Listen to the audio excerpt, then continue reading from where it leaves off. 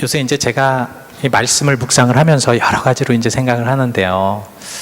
하나님의 그 운행하심과 진행하심과 역사하심과 사역, 구약 시대와 신약 시대와 현 시대를 이렇게 아우러 가면서 하나님께서는 참 계속해서 하나님의 계획을, 하나님의 사역을 진행하고 계신다는 것을 알 수 있습니다.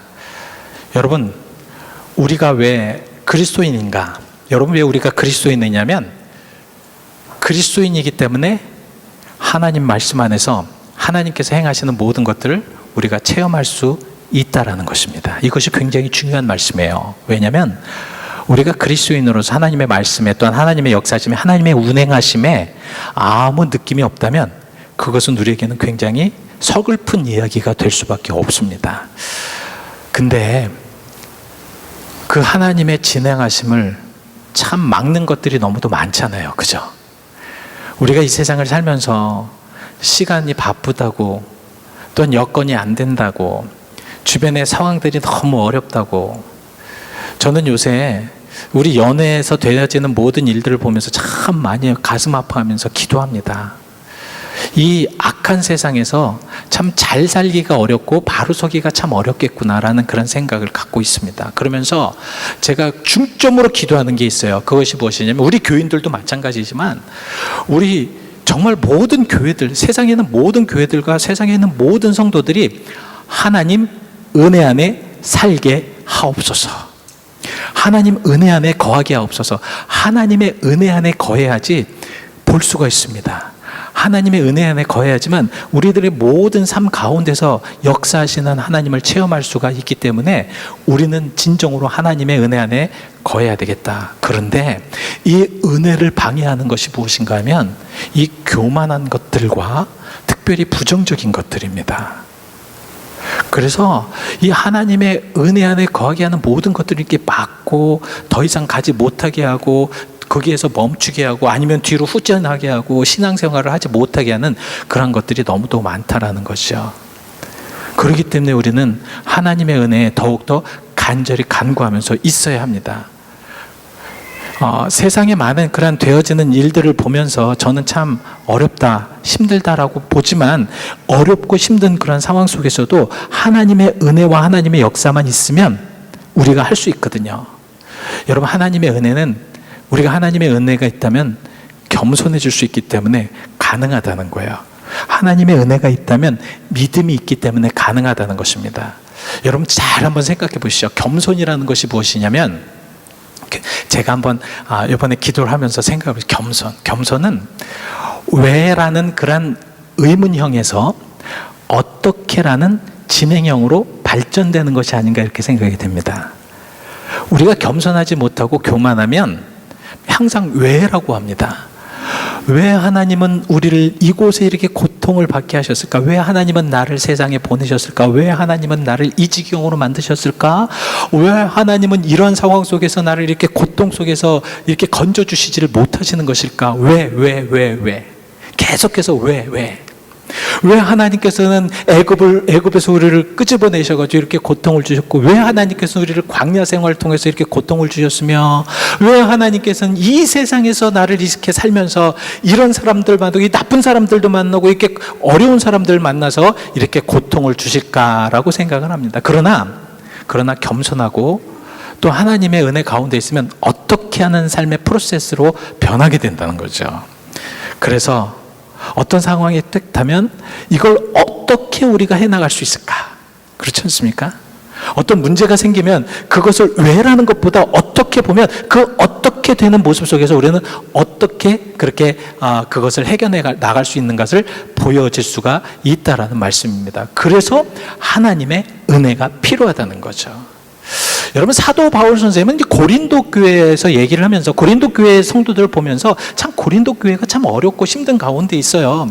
지금도 우리가 이렇게 이제 문화가 발전되고 또 여러 여건들이 발전됨으로 인해서 하나님을 믿기가 어렵잖아요. 고린도 교회도 마찬가지였습니다. 그런데 고린도 교회에 있는 사람들이, 고린도 교회에 있는 성도들이 그런 것들을 많이 물리치고 예배를 드리기 위해서 모였다라는 것입니다. 그래서 사도 바울은 이 고린도 성도들을 향해서 고린도전서 1장 4절 말씀에 어떻게 말씀을 하고 있냐면 이렇게 말씀을 하고 있습니다.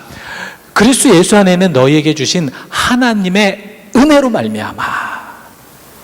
그런데 고린도 교회 그 성도들은 은혜를 알고 있었고요, 은혜를 체험하고 있었다는 것입니다.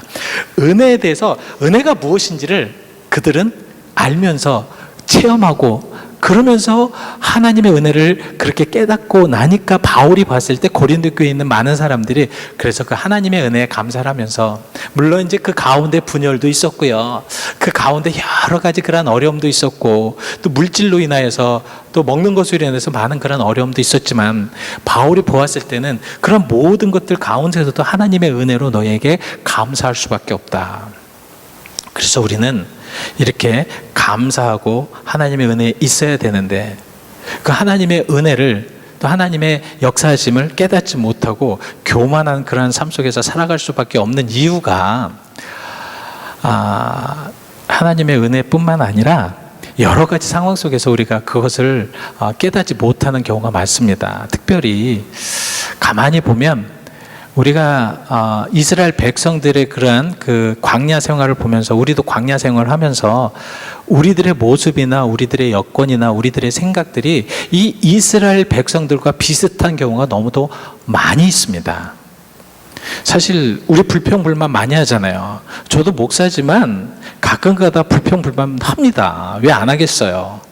그리고 어떤 상황이 됐을 때 나 이거 어떻게 해결해 나가지가 아니라 왜 이런 상황이 되었을까? 왜 이렇게 돼서 나를 이렇게 고통해 주고 어려움이 되었을까라고 이렇게 계속해서 평가를 하고 불평불만하고 부정적으로 생각하는 경우가 많다라는 것입니다. 근데 이렇게 부정적인 생각을 하고 그렇게 되면 어떻게 되냐면 교만해지고요. 교만해지면 어떻게 되냐면 내 자신을 알 수가 없다는 것입니다. 7월 달 우리가 이제 시작을 하면서 우리 광야 같은 그런 세상을 생각을 하면서 지금 말씀을 계속해서 증거를 하고 있습니다. 근데 이 말씀을 증거하면서 제가 느낀 것이 무엇이냐면 가장 중요한 것은 내 자신이 누구인가를 깨닫지 못하면 이 광야 생활이 더 고롭고 어렵고 힘들 수밖에 없다라는 것입니다. 그렇기 때문에 우리는 우리 자신을 깨달아야 되는데 우리 자신을 깨닫지 못하게 하는 그런 부정적인 것, 또 교만한 것들이 우리 자신을 온전하게 알지 못하게 하니까 판단력도 흐려진다는 거예요. 그러면서 제가 보았어요. 이렇게 좀 대조를 해보니까 정말 이 말이 맞더라고요. 예를 들면 이 판단력이 많이 심해졌는데 우리가 지금 이 시간에는 그래서 그 이스라엘 백성들의 모습도 상황과 우리들의 상황을 보면서 한번 비교를 해보시자고요. 이스라엘 백성들을 보니까 가만히 보니까 그들의 모든 시선의 판단력이 부정적이고 교만해지니까 시선의 판단력이 흐려져 버렸습니다. 시선의 판단력이 흐려진 이유가 무엇인지 아십니까? 그것을 한번 보면은 그들은 영적으로 하나님과의 그 교통이 없었고 커넥션이 없으니까 은혜를 받지 못하니까 자기의 시선으로 모든 것을 바라보니까 그 하나님께 주신 광대한 그런 가나안 땅, 하나님께 주신 그 축복의 땅, 그런 것을 보고 그 사람들 보고 그 이스라엘 백성들은 뭐라고 표현을 했냐 하면 민수기서 13장 33절 말씀에 우리는 무엇과 같다고 표현을 하고 있나요? 저기 보시면 무엇과 같다? 메뚜기와 같다. 가나안 땅에 사는 사람, 그 네피림들 거인이라고 하거든요. 거인의 그 사람들 보니까 우리는 고기에 살짝 붙어있는 메뚜기처럼 우리는 도저히 할 수가 없다. 이 시선적인 판단력이 흐려져 버립니다. 여러분, 우리가 은혜 안에 없으면 항상 시선적인 모든 것들이 다 부정적이면 하나님의 그런 시선이 아니라 인간적으로 보면 우리는 메뚜기 인생을 살 수밖에 없다는 거죠. 하나님이 주시는 땅인데 거인이 사는 게 당연하죠. 그죠? 여러분 그거 느끼셨습니까? 저는 처음 저희 한국에서 미국 사람을 봤을 때 그 충격이 아직도 있어요. 무엇이냐면 굉장히 큰 사람을 봤어요. 미국 사람들은 전 그래서 다 크다라고 생각해요. 이제 미국에 오니까 자그마한 사람들도 많더라고요. 근데 참 우연히 굉장히 큰 사람을 봤어요. 그리고 덩치가 이만한 사람을 봤어요. 그러니까 와, 되게 우람하고 굉장히 무섭더라고요. 그런데 미국에 와서 살다 보니까 그런 사람들이 많을 수밖에 없는 것이 그 이유가 무엇입니까? 잘 먹잖아요. 풍성하잖아요. 풍성하니까 못 사는 우리들의 모습을 보면 그 풍성하고 거인들을 봤을 때 위축감이 드는 것은 당연합니다. 그러나 그런 당연한 것을 보면서 우리가 시선적인 것을 어디에다 맞춰야 되냐면 하나님께 맞춰야 되잖아요. 하나님께서 그 또한 그들도 창조하셨기 때문에, 하나님께서는 축복의 땅, 이 미국 땅을 축복해 주셨기 때문에 잘 먹고 잘 사니까 그 사람들이 등치가 클 수밖에 없죠. 요새 이제 그 월드컵 오늘 끝나는데 어떻게 되는지 모르겠지만, 이 월드컵을 보니까 옛날에는 우리 한국 선수들이 굉장히 작았어요. 이 뛰는 모습 보면 뭐 큰 사람들 그냥 엉컹엉컹 뛰어도 한국 사람은 막 달려도 힘들었습니다. 그래 요새는 다 평준화가 됐잖아요. 지금 이스라엘의 백성들이 보는 시선은 무엇이냐면 하나님의 그 축복의 땅, 축복의 것을 보지 않고 그 형상, 외라는 것을 보니까 자기들이 메뚜기처럼 보일 수밖에 없었다는 말씀입니다. 그리고 두 번째는 언어의 판단력이 흐려지더라고요. 그렇게 부정적으로 보면 언어의 판단력이 흐려져요. 그러니까 나오는 언어가 어떻게 됩니까? 부정적이 되잖아요. 그들이 뭐라고 표현을 했습니까? 지난주에 계속해서 제가 연결해서 말씀을 드립니다. 민수기 14장 2절 말씀에 뭐라고 말씀을 하고 있냐면 그들이 아론을 원망하였다. 원망하면서 어떻게 됐습니까? 애굽 땅에서 죽었거나 이 광야에서 죽었으면 좋았을 것을. 예전에 우리 그 어르신들 보시면 아이고 죽겠다 많이 하시잖아요. 우리 이런 그 입에서 나오는 표현들이 굉장히 그 영향력, 전통적인, 아니 습관적인 영향력이 많더라고요. 지금 이스라엘 백성들이 보는 그러한 그 언어적인 그 판단력은 완전히 이거 올바르지가 않은 겁니다. 그냥 죽었으면 왜 우리를 죽게 놔두지 않고 여기까지 살려두었을까라는 그런 아주 긍부정적인 그런 모습이 되니까 이게 안 되잖아요. 마지막으로는 그들은 행동의 그런 판단력도 흐려졌습니다. 여러분 보는 시선이나 언어의 판단력이 흐려지면 행동도 올바로 될 수가 없다는 겁니다. 그래서 우리가 잘 살아야 돼요. 잘 은혜를 받아야 되는 이유가 거기 있습니다. 지난주 여러분들에게 말씀을 드렸습니다. 행동적인 판단력이 어떻겠습니까? 민수기서 14장 4절 말씀 보니까 어떻게 말씀하셨어요? 야, 우리가 무엇을 세우자? 무엇을? 지휘자를 세우자. 지휘자를 세워서 우리 다시 돌아가자는 거죠.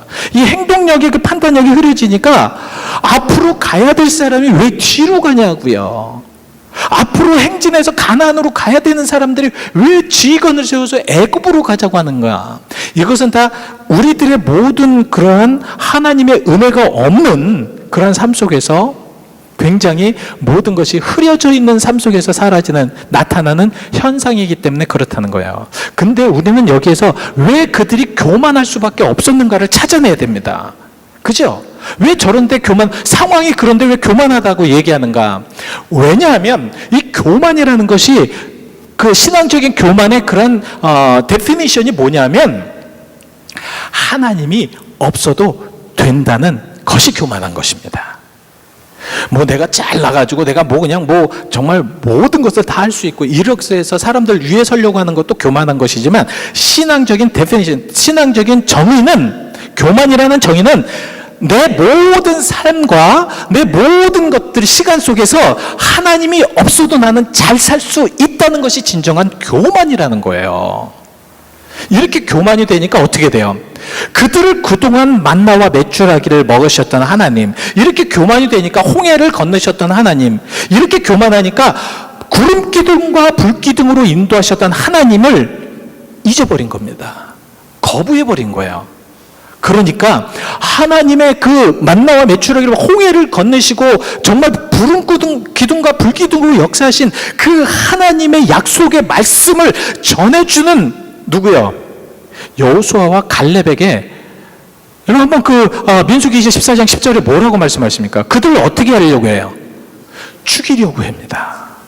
올바로 얘기하고 올바로 하나님의 말씀을 전해주는 그러한 것조차도 돌로 그들을 쳐 죽이려고 하는 이러한 교만함. 자기들이 이제는 하나님의 그 가운데서 모세가 그동안 하나님의 그런 중재 역할을 하면서 하나님께 말씀을 전하였고 그들에게 어떻게 하라는 것을 다 전하였고 그 모든 것을 통해서 그들이 지금 가데스 바네아 그 애굽에서 나와서 이제는 그 광야 앞에서 가나안 땅만 들어가는 그 시점에 있을 때에 그들이 뒤로 돌아갈 수밖에 없었던 그러한 것들이 바로 교만과 부정적인 것이기 때문에 그랬다는 거예요. 여러분, 하나님이 없어도 이제는 우리가 뒤로 돌아갈 수 있다는 거죠. 하나님이 없어도 이제는 우리가 무엇을 할 수 있다는 겁니다.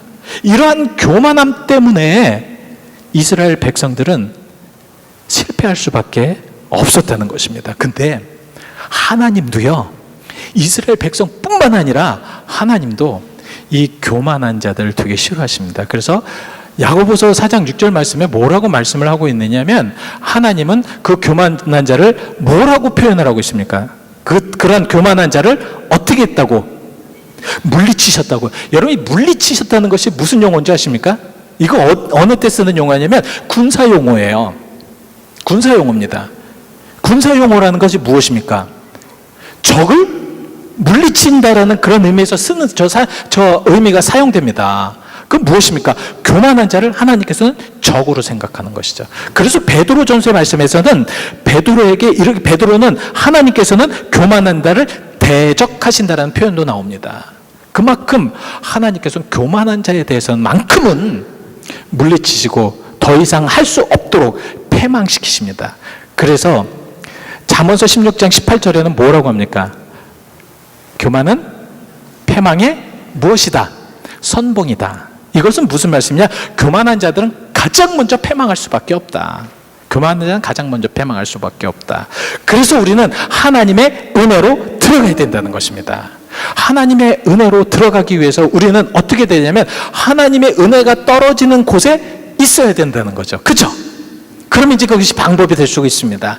하나님의 은혜가 떨어지는 것은 과연 어딘가? 오늘 본문 2절 말씀을 보면서 우리가 한번 생각을 해보도록 하겠습니다. 자, 우리 다시 아까 읽으셨는데 우리 천천히 다시 한번 읽어보실까요? 시작!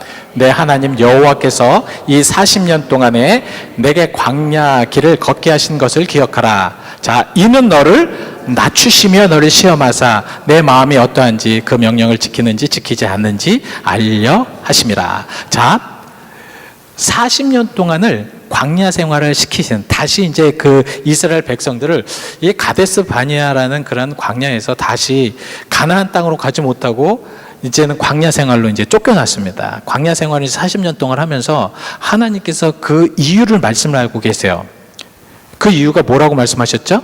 너희를 낮추게 하려고.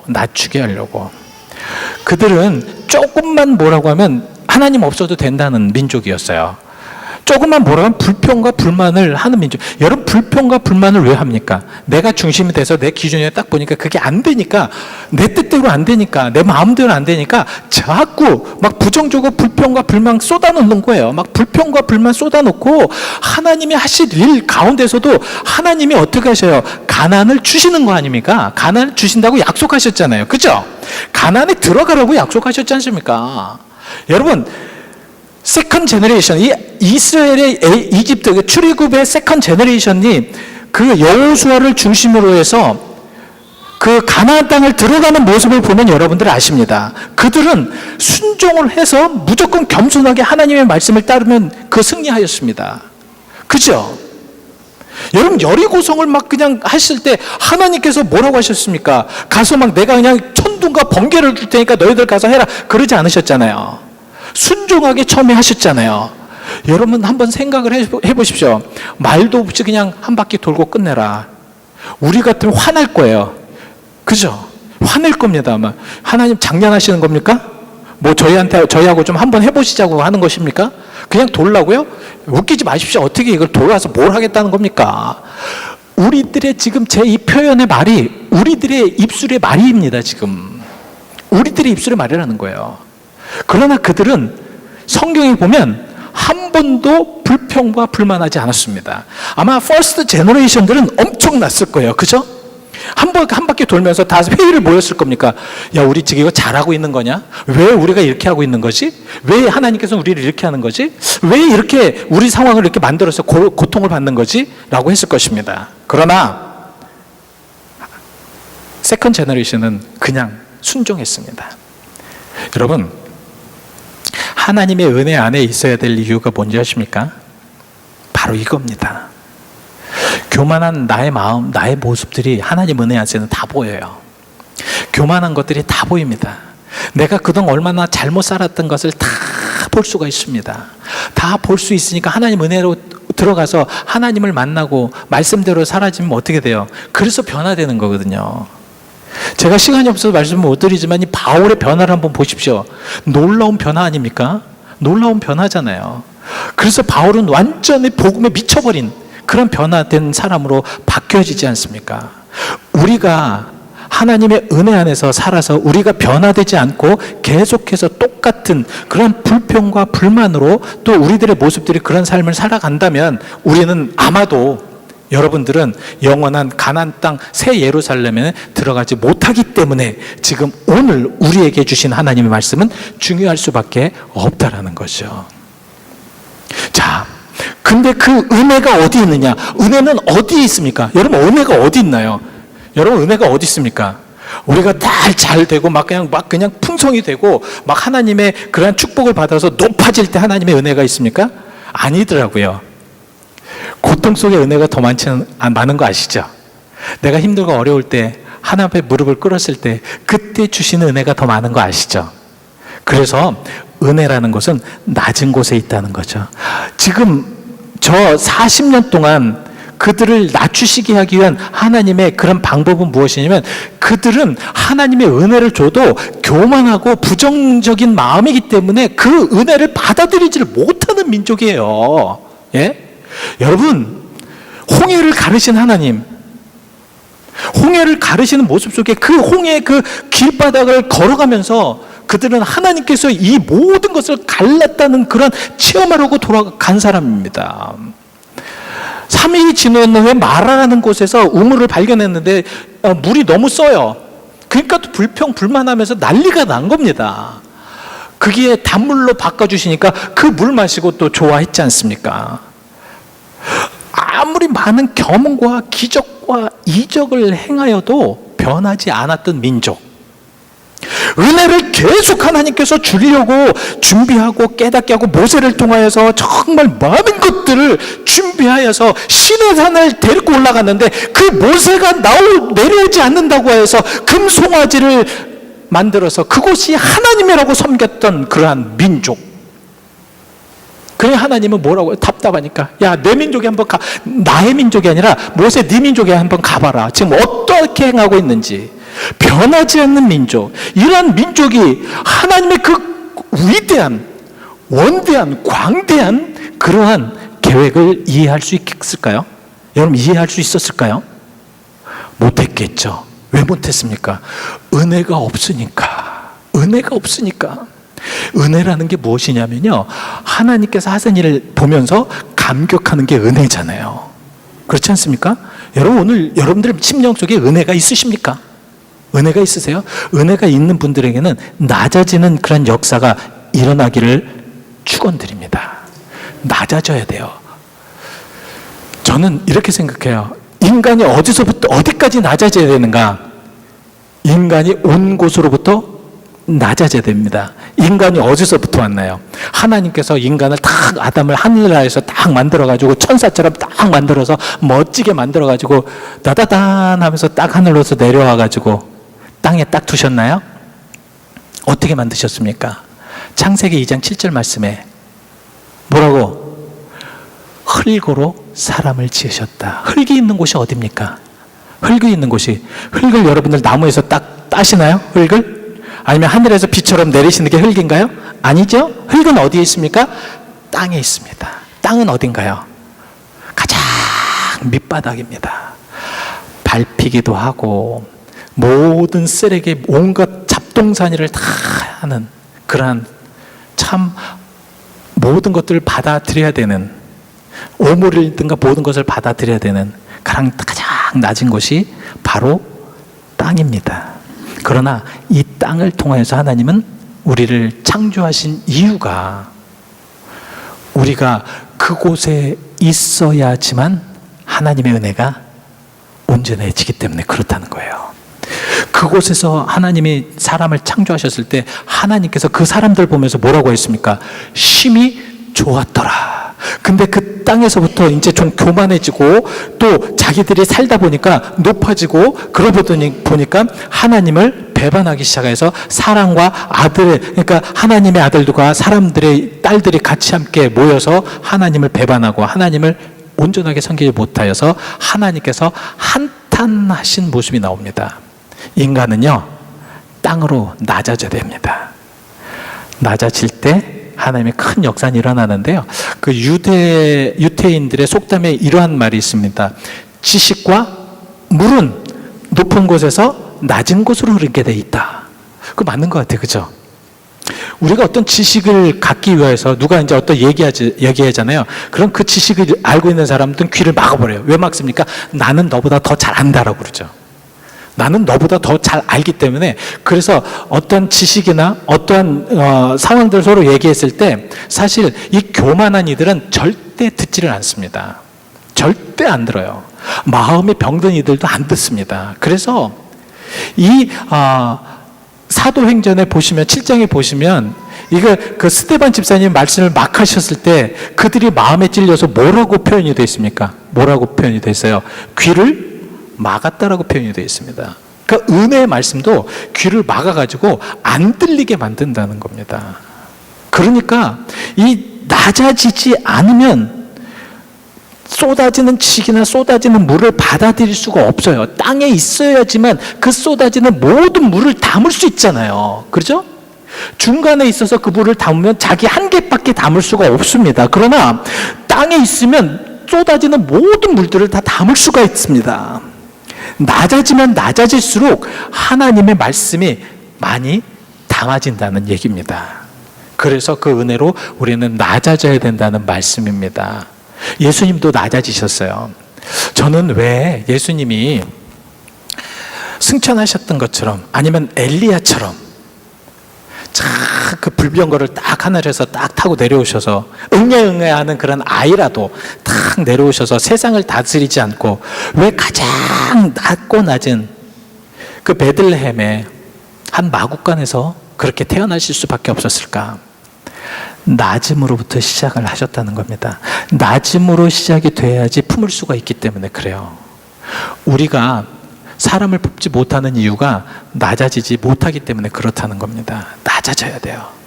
그래서 빌립보서 2장 8절 말씀처럼 예수 그리스도께서 이 땅에 오셔서 자기를 피어서 자기를 죽기까지 복종하셔서 어디에? 십자가에 달려 돌아갈. 십자가는 무엇이냐면 그때 그 당시에 가장 극악한 그런 사람들이 사형당하는 그런 표현입니다. 어떻게 저렇게 될 수 있을까? 왜냐하면 하나님께서는 낮아지는 자들을 통하여서 은혜를 주시고 그 은혜를 통하여서 점점 하나님께서 높이시기 위한 방법이라는 거예요. 근데 교만은 무엇이냐면 자기가 스스로 막 높아지려고 하는 거고요. 겸손은 무엇이냐면 내가 낮아지면 하나님께서 높이시는 게 겸손입니다. 무슨 말씀인지 아시죠? 그래서 우리가 자꾸 높임에 있지 말고 자꾸 낮아지셔야 됩니다. 하나님이 끝까지 낮추시는 그 낮춤까지 40년 동안 그들을 한 것은 바로 그거였다는 거죠. 그들이 그 가데스 바네아에 있을 때는 절대로 낮아지지 않았기 때문에 교만하였고 낮아지지 않았기 때문에 불평과 불만을 하였고요. 낮아지지 않았기 때문에 자기들이 그곳에 들어갈 수가 없었습니다. 낮아져야지만 가나안을 받을 수 있는 거고요. 낮아져야지만 어떤 것도 받을 수 있는 그런 하나님의 역사가 있을 줄 믿습니다. 그리고 또 이러한 상황 속에서 하나님께서는 이 겸손한 자들에게 어떻게 하나님께서 또 하셨는가 하냐면 훈련시키셨다는 거예요. 훈련시키기 위해서 하나님 계속해서 광야에 두셨는데요. 여러분 어느 정도의 훈련을 하셨냐 하면 참 많은 훈련을 하셨어요. 왜 하나님께서는 그 이스라엘 백성들을 훈련시켰냐면 말씀드렸듯이 자기 자신에서 자기 자신을 빼내기 위해서 훈련시키셨다는 거죠. 무슨 말씀인지 아십니까? 우리가 겸손해지기 위해서는 우리가 가지고 있는 그런 옛날에 그 쓴뿌리나 아픈 것들이나 괴로운 것들이나 고통받던 것들이 나와야 돼요. 나와야 됩니다. 미운 것들이 나와야 돼요. 나오지 않으면 우리는 겸손해질 수가 없다는 겁니다. 오늘 여러분들 그 본문 다음 절 4절 말씀을 보시면 뭐라고 말씀을 하십니까? 자, 너를 낮추시며 너를 줄이게 하시며, 줄이게 하신다는 것이 무엇입니까? 배고프게 하셨다는 겁니다.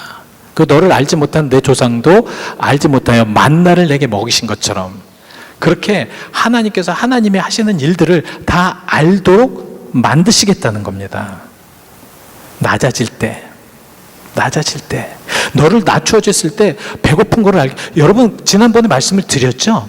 이스라엘 백성들이 애굽에서 갖고 나온 것이 뭐라고 했죠? 물질을 많이 갖고 나왔어요. 그렇지만 그들이 먹을 것을 어떻게 했다고요? 갖고 나오지 못해서 발교되지 못한 반죽만 가지고 나왔더라. 그들이 이제는 그거 먹으면 끝이었어요. 물질이 아무리 많으면 뭐예요? 먹을 것이 없는데.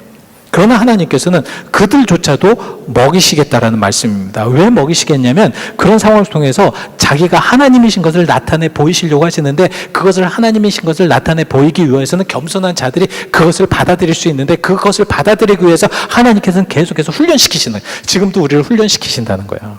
여러분과 저도 훈련을 받는 것 중입니다.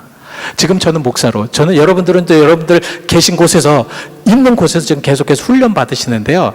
그 훈련이 얼마나 쉽게 얘기하면 빡세냐면 굉장히 빡세게 훈련시키십니다. 하나님은 대충대충 훈련시키시는 분이 아니세요. 어느 정도 훈련이냐면 오늘 본문에 나온 그 신명기 8장 그 밑에 15절 말씀에 이렇게 말씀을 합니다. 자, 너를 인도하여, 너를 훈련시키기 위해서 인도하여서, 자, 첫 번째는 뭐하고? 광대하고 좁은 것이 아니라 넓은 곳에서, 그리고 어디에서? 위험한 광야에서. 무엇을 주셨다고 하셨습니까? 불뱀과 정갈이 있고 물이 없는 간조한 땅을 지나게 하셨다. 왜? 훈련시키기 위해서.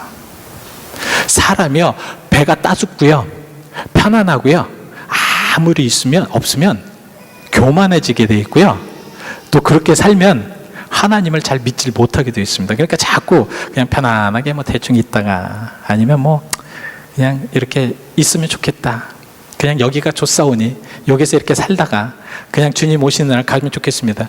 그 주님 오시는 날 가는 어디로 갑니까? 그런 사람들은 어디로 간다는 거예요. 저는 이해를 못하겠습니다.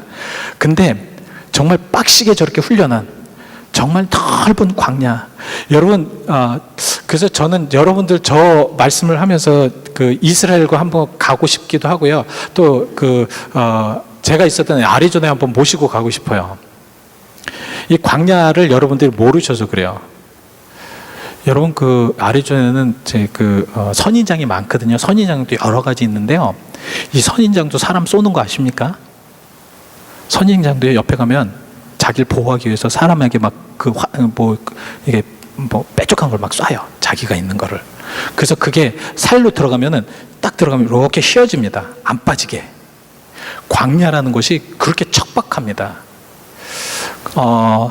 요새는 이제 안 그러지만 처음에 이제 이 광야에 이제 집을 지었을 때는 이 전갈이 굉장히 많았어요, 사실은. 그래서 이 전갈에 조심하라는 뉴스가 굉장히 많았습니다. 왜냐하면 어른들이 전갈에 쓰일 때는 괜찮지만 아이들이 전갈에 물리면 그 치명타를 입기 때문에 조심하라는 이야기들이 많았습니다. 그래서 이렇게 가보면 진짜 전갈이 죽은 것이나 뭐 전갈이 있는 것을 볼 수가 있어요.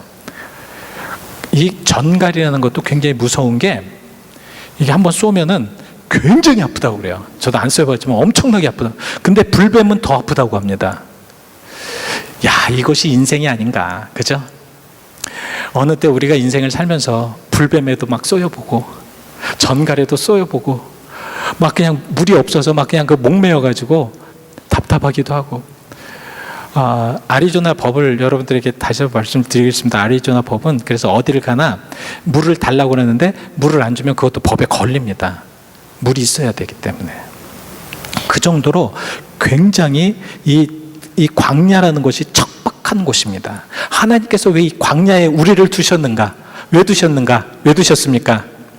우리를 시험하게 하시려고, 시험하게 하셔서 마지막으로는 뭐를 주시려고요? 자, 신명기 그 다음 절에 보시면 뭐라고 하시냐면 마침내라는 게 무엇입니까? 마지막으로 내게 무엇을? 복을 주려 하심이라. 복을 주려고 하기 때문에 하나님께서 그렇게 하시는 겁니다. 하나님께서는 가나안에 들어가게 하려고 하시기 때문에 그 척박한 광야를 지나게 하셨습니다. 사실은 여러분들 그거 아시죠? 이스라엘 백성들이 그 애굽 땅에서 가나안 땅으로 들어가는 아주 짧은 길이 있습니다. 숏커트가 있었어요. 그렇지만 하나님께서는 어떻게 하셨어요? 그냥 홍해를 해가지고 그냥 시내산으로 해가지고 밑으로 해서 가데스 방야로 해서 그 만날 사람들 다 만나게 하시고 경험할 것 다 경험하게 하시고, 그리고 정말 마지막으로 가데스 바냐에까지 이렇게 놔 들어가십니다. 도중에 얼마나 많은 일들이 많았습니까? 예? 물이 없다고 아우성이죠. 배고프다고 아우성이죠. 정말 자기들에게 이렇게 왜 이렇게 했냐고 아우성이죠. 그거 아말렉 군대를 만나가지고 싸우죠. 이 얼마나 많은 일들이 있었습니까? 그냥 숏길로 가서 편하게 하면 될 건데 왜 그러셨다고요? 왜 그러셨다고요? 복을 주시려고. 근데 이 복이라는 것을 나중에 이제 여러분들에게 좀 우리가 이제 나눠야 되는데요. 이 복이라는 것을 우리가 참 의미 있게 봐야 됩니다. 복이라는 것이 무엇이냐면 결국 하나님의 말씀입니다. 하나님의 말씀이에요. 그래서 오늘 마지막에 그 4절 다시 한번 본문 4절 좀 주시겠습니까? 3절을 보시면, 자, 여호와의 입에서 나오는 모든 말씀으로 사는 줄을 내게 알게 하려 하심이라. 권사님 감사합니다. 내게 여호와의 입에서 나오는 모든 말씀으로 사는 줄을 내가 알게 하려 하심이라. 이것이 복이라는 것입니다. 말씀 안에서 사는 이들이 복 안에서 들어가 살 수 있고요, 복을 알 수 있는 자들이고요. 말씀이 누구의 말씀? 여호와의 말씀이기 때문에 여호와께서 원하시는 것, 여호와께서 바라시는 것, 여호와께서 원하시는 모든 것을 통틀어 알 수 있는 것이 말씀이라는 것입니다. 그 말씀을 통해서 내가 축복된 모습으로 살게 하겠다라는 말씀이죠. 자, 우리 이제 어떻게 사셔야 됩니까? 여러분 어떻게 사실 겁니까? 내려오십시오. 내려오십시오. 여러분 내려오시길 바랍니다. 내려오셔서 정말 예수님처럼 낮고 낮은 곳에 거하시길 바랍니다. 그러면 하나님께서 올려주시는 것을 체험하실 수 있을 겁니다. 우리가 아무리 길을 쓴다고 해도 하나님이 올리시는 것만큼은 올라가지를 못합니다. 그거 아시죠? 아시죠? 그러니까 여러분 내려오십시오. 겸손해지시길 바랍니다. 그리고 이제 될 수 있으면 저도 그렇게 하겠지만 아직도 이런 말씀을 전하는 저도 또 월요일날 가면 부정적인 얘기를 하고 부정적인 생각이 듭니다. 솔직히. 근데 달라진 것은 무엇이냐면 부정적인 이야기하고 부정적인 그러한 생각을 하는 것을 안다는 게 변한 거예요. 그죠? 그동안에는 부정적인 얘기했고 내 삶의 내 모든 것들이 다 부정적이고 부정적인 얘기를 해도 이해를 못해요. 알지를 못해요. 뭐를 했는지 깨닫지를 못하는데 우리의 조금씩 단계는 자꾸 깨닫게 되는 겁니다. 알게 되는 겁니다. 그리고 하나님께 나오셔서 겸손히 무릎을 꿇고 기도하신다면 하나님의 놀라운 역사와 능력은 이 광야 같은 세상이라도 여러분을 승리하게 하실 줄 믿습니다. 자, 우리 잠시 기도하시죠. 기도하실 때 여러분 교만하게 산 나의 모습, 이제는 눈물샘이 말라서 교만해도 고통을 받아도 어려워도 힘들어도 주님을 찾지 못하는 그런 병들은 나의 마음은 아닌가 생각을 하면서 우리 다시 한번 생각해 보시자고요. 나의 모습을 한번 다시 한번 생각해 보시자고요.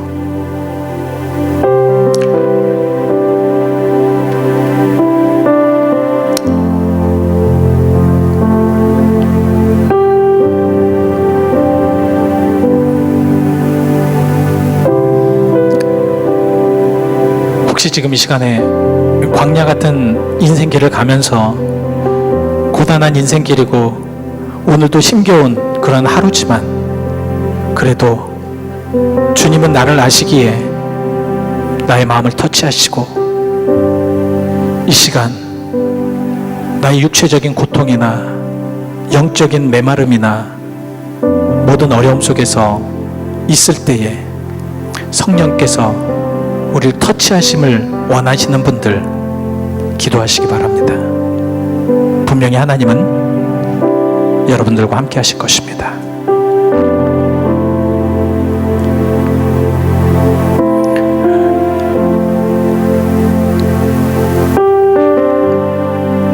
하나님, 고단한 인생길이기에 하루하루 힘겹게 살아가는 우리들입니다. 어느 때는 왜 하나님은 나를 맨날 이렇게 하실까? 왜 이런 형편 놓으시고, 왜 이런 상황을 만드시고, 왜 이렇게 하실까? 왜 이런 모습 속에 살게 하실까? 그런데 가만히 은혜를 받고 보니 그것이 바로 축복을 위한 길이었고, 하나님을 만나게 하기 위한 길이었고, 힘겨웠지만, 큰 폭풍우 같았지만 그 폭풍우 뒤에 계신 하나님을 발견하게 하신 계획이었음을 깨닫습니다. 주여, 우리 모두 사랑하는 성도님들, 우리 베델 식구들, 이곳에 모여서 함께 예배합니다. 성령이여, 이 시간에 우리 모든 사랑하는 성도님들을 휘감아 주시옵시고 저들의 마음을 터치하여 주옵소서. 병든 마음, 상처받은 마음, 미워하는 마음, 아픈 마음, 주여 다 이제는 빼놓게 하옵소서. 다 하나님께 고백하며 하나님, 정말 저 문 밖을 나갈 때에는 복받은 자로, 승리하는 자로, 겸손한 자로 성전 문 밖을 나갈 수 있도록 인도하옵소서.